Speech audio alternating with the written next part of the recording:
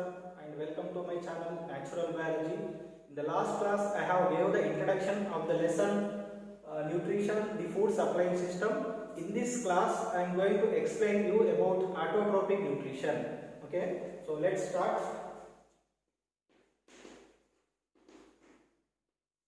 So what is meant by autotrophic nutrition? Autotrophic nutrition, it is a mode of nutrition in which organisms can prepare their own food. So such type of nutrition is called autotrophic nutrition, and the organisms which involves in this autotrophic nutrition are called autotrophs. Okay, I will write the definition of autotrophic nutrition. It is a mode of nutrition in which organisms prepare their own food. So such type of nutrition is called autotrophic nutrition. And what are autotrophs?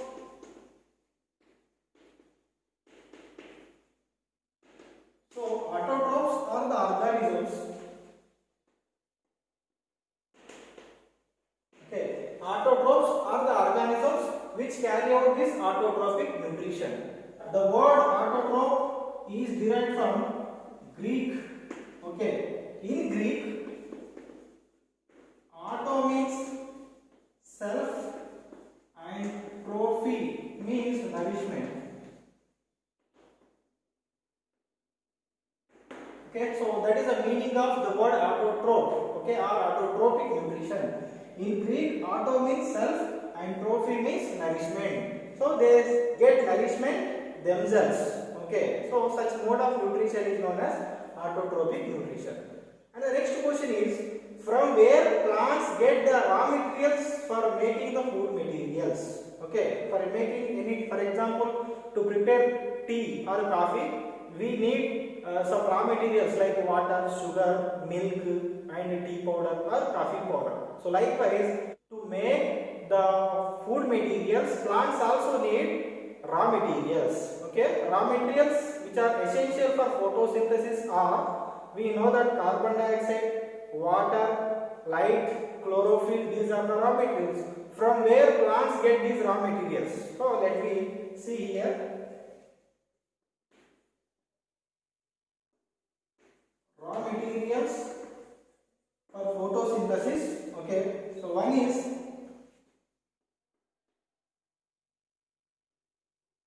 carbon dioxide, and the second one is water, then light. These are the raw materials and their sources. So from plants get raw materials, carbon dioxide from atmosphere, water and minerals from soil, light from sun, and chlorophyll, leaf itself contains chlorophyll. These are the raw materials and their sources. Now come to photosynthesis. Okay.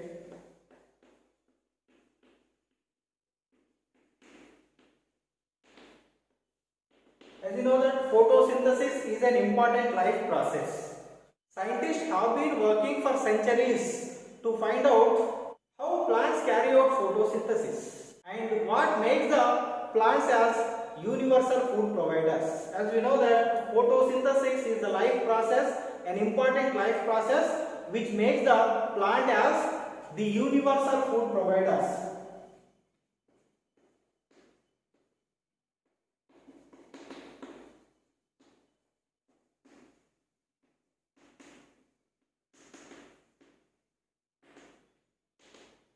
What makes the plant as the universal food providers? Photosynthesis. Let me take one example food chain.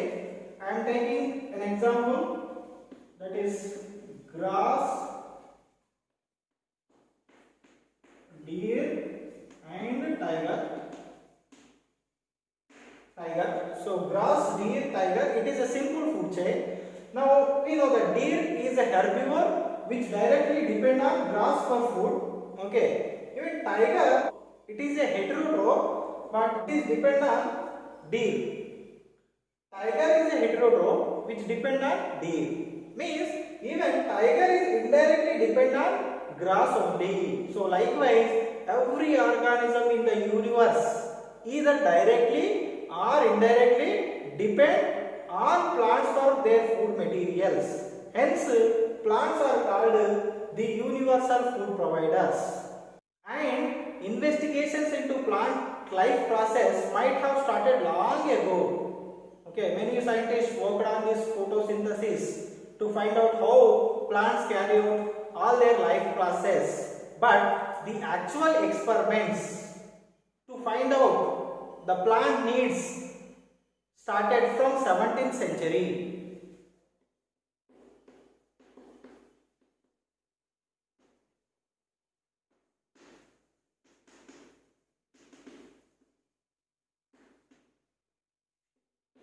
So the actual experiment started from 17th century by a scientist. Okay, his name is von Helmont. Von Helmont. And you might have learned in 7th class about von Helmont willow tree experiment.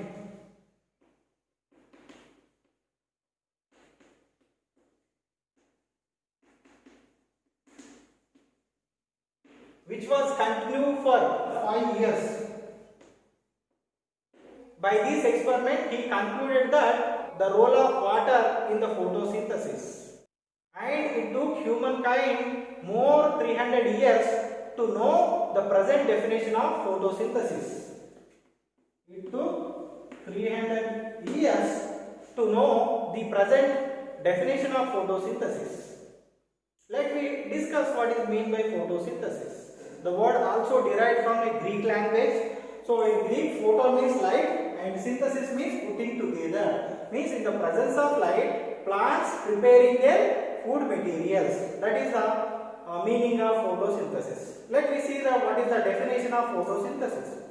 So this is the definition of photosynthesis. Photosynthesis is a process by which plants containing the green pigment chlorophyll build up complex organic molecule from simple inorganic ones using sunlight as an energy source.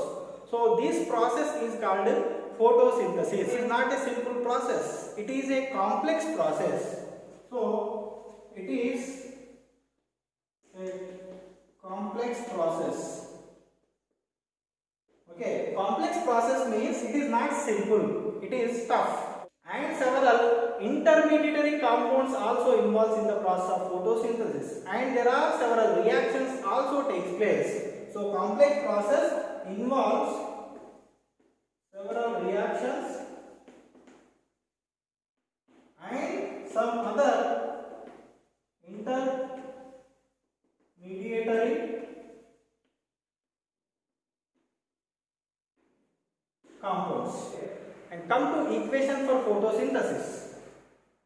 Photosynthesis equation proposed by C.B. Van Neel in the year 1931. Okay, so in the year 1931, C.B. Van Neel proposed the equation for photosynthesis, and it is widely accepted. So I will write the same equation which was proposed by C.B. Van Neel. CO2 plus 2H2O gives rise CH2O plus H2O plus O2 in the presence of light and chlorophyll. This was the simple equation proposed by Van Neel. His opinion was, for each molecule of carbohydrate is produced, okay, one molecule of carbon dioxide and two molecules of water. Already mentioned, two molecules of water is used, and one molecule of water, one molecule of oxygen is produced as an end product. Okay, what is his opinion? For each molecule of carbohydrate production, one molecule of carbon dioxide, two molecules of water is used, and along with carbohydrates, one molecule of water and one molecule of oxygen is produced. So it is takes place in the presence of light and chlorophyll. So this was the simple equation given by C.B. Van Neel. Van Neel first worked on purple sulfur bacteria. Purple sulfur bacteria, and found that light plays an important role on photosynthesis. Instead of water, he used H2S as a starting material. Instead of water, H2O water, he used H2S, hydrogen sulfide, as a starting material. So instead of this oxygen element, sulfur is evolved, and he envisioned the same equation for photosynthesis. Means imagined the same equation for photosynthesis. If we write the same equation for one glucose molecule, the equation will be like this: 6CO2 plus 12 H2O gives rise C6H12O6 plus 6H2O plus 6O2. Right? Chlorophyll. Okay. 6CO2 plus 12H2O gives rise C6H12O6. This is one glucose molecule. And along with glucose, 6 molecules of water and 6 molecules of oxygen also produced. So this is equation for one glucose molecule. Plants not only produce the carbohydrates, even they can produce proteins and lipids, fats also. Okay, so along with carbohydrates, plants also able to produce proteins and fats. So this is the process called photosynthesis. Let me discuss the presence of starch in the leaf by an activity experiment. Activity 1. So what is the aim of this activity? To know the presence of starch in a leaf. Okay, take an healthy leaf from any plant. Okay, any plant. So let me check whether the leaf contains carbohydrates or not. Okay, whether starch is present in the leaf or not. That is our aim of the experiment, to know the presence of starch in a leaf. These are the materials which I written here used in this activity. Okay, one is the beaker, boiling tube, asbestos gas, tripod stand, and Bunsen burner, and leaf is used in this experiment. And some chemicals used in this experiment, so that are generally water, and along with that we use iodine. If iodine is not available, we can also use betadine. Okay, iodine or betadine is used to check the presence of starch. And also we need methylated spirit. Methylated spirit. So these are the chemicals which are used in this activity. Before learning the procedure, first we need to follow some precautions. Precaution 1, we should not boil the leaf in methylated spirit directly over the flame, because alcohol is highly flammable, and handle the apparatus carefully. That is the second precaution. Procedure. First, we need to boil the leaf in boiling water. Okay, because the cells will die. Leaf which contains cells, that will die. That is the step 1. Okay, boil the leaf in hot water, and now take out that leaf, insert into methylated spirit. Keep the leaf, the test tube which contains methylated spirit. This is a test tube, or we can use boiling tube also. So take one boiling tube with methylated spirit and put the boiled leaf in methylated spirit. Now boil the leaf in methylated spirit over the boiling water until the leaf turn into pale color. Why we are using methylated spirit here? Because this methylated spirit dissolve the chlorophyll. So finally chlorophyll will be removed. So definitely you will get one more question in the examination. Why do we use methylated spirit in the starch test? Simply your answer should be to remove chlorophyll. So that is the use of methylated spirit. Okay. Next, come to now take out the leaf. Okay, when the leaf is turned into pale color, take out the leaf and spread in a petri dish. So take a petri dish and take out the leaf with the help of brush. Okay, and spread the leaf in a petri dish.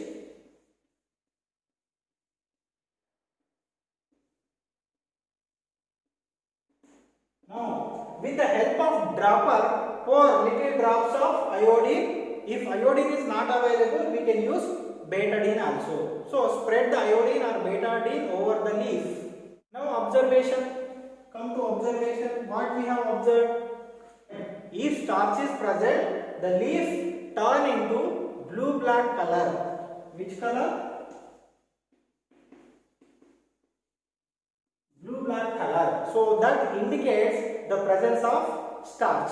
So iodine always gives a blue-black color with starch. So if starch is present, leaf turns into blue-black color. Otherwise, no blue-black color. So that is our observation. Then conclusion. You write your conclusion. I concluded that starch is present in the leaf. So that is the starch test activity 1. In the next class, we will learn about factors essential for photosynthesis.